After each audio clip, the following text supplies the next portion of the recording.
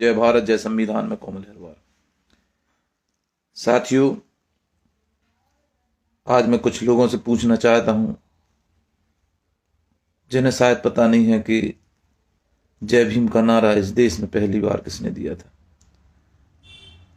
जय भीम उद्घोष करने वाले प्रथम व्यक्ति कौन थे? साथियों, आपने नहीं सुना, लेकिन मैं बताना चाह रहा हूं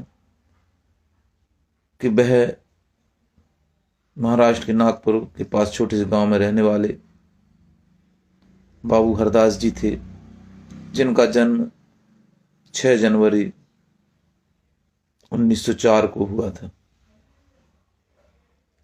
जिन्होंने 35 साल तक बाबा साहब अम्बेडकर के साथ में संघर्ष किया और छोटी सी उम्र में उनका परिनिर्वाण हो गया। बाबू हरदास जी के पापा रेलवे में कर्मचारी थे, उनके बेटे थे, और इन्होंने जिस प्रकार से संघर्ष किया वो आप देख सकते हैं। कालाराम मंदिर में बाबा साहब अम्बेडकर साथ में बाबू हरदास जी रहे, और अंत में जो उनका परिनिर्वाण हुआ, किस परिस्थिति में हुए, कैसे उनका परिनिर्वाण हुआ, वह बड़ा दुखद ही है।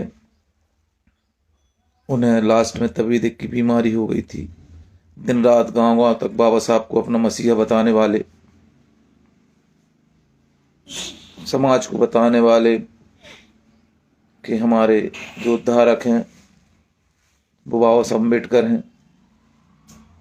उनके मन में जब आया कि जब हर जाति, हर वर्ग, हर धर्म के लोग एक उद्घोष करते हैं अपने समाज के लिए, तो उन्होंने भी ये नारा निकाला, एक नाम दिया और उद्घोष किया, जय भीम बल भीम। तो साथियों, आज 90% युवा नहीं जानते कि जय भीम का नारा किसने दिया। जय भीम का नारा हमारे पूर्वज कहें एक संघर्षशील क्रांतिकारी ने दिया, जो बाबा साहब के लिए, बाबा साहब के सहयोगी अंतिम सांस तक रहे।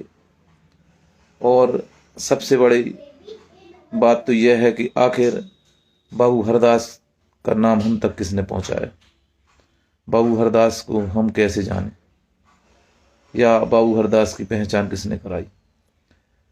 तो साथियों, आप लोगों को जानकारी नहीं होगी, लेकिन मैं आपको बता दूं, बाबू हरदास एनएन का जो परिचय करवाया पूरे देश को, वो हमारे साथी सुबोध नागदेव जी हैं, जो फिल्म डायरेक्टर हैं, जो प्रेजेंट में भीमा कोरेगांव मूवी बना रहे हैं। उन्होंने 2016 में एक मूवी बनाई थी जिसका नाम था बोले इंडिया जय भीम। इस मूवी के जो मुख्य पात्र थे वो बाबू हरदास जी थे। अब साथियों, अगर सुबोध नागदेव जी नहीं होते तो निश्चित ही हम और आप नहीं पहचान पाते। हाँ, उनका जो क्षेत्र था नागपुर तक हो सकता है लोग पहचानते, लेकिन पूरे देश में और पूरे वर्ल्ड में जो एक नाम दिया है, तो मैं उनका भी बहुत बहुत आभार व्यक्त करूंगा, सुबोध नागदेव जी का, जिन्होंने 2016 में मूवी बनाई और 17 में हम सब साथियों ने मिलकर दमोह के जगदीश टाकीज में वो चलवाई। 7 दिन तक चली।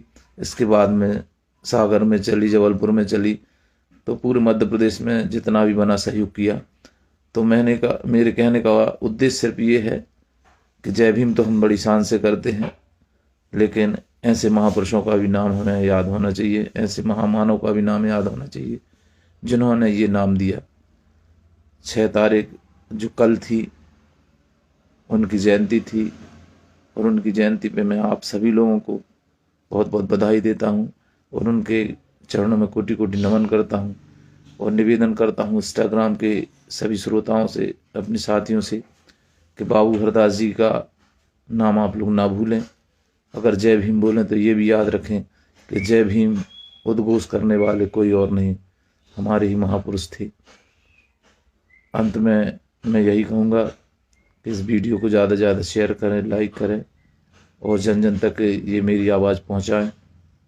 अंत में फिर मैं सुबोध नागदेव जी का बहुत बहुत आभार व्यक्त करता हूँ, उनकी टीम का बहुत बहुत आभार व्यक्त करता हूँ, जिन्होंने ऐसी मूवी बनाई ऑल इंडिया जय भीम, जिसके कारण हम और आप बाबा साहब के नाम को और बाबू हरदास जी को पहचान पाए। जय भीम, जय भारत, जय संविधान, जय भीम, बल भीम।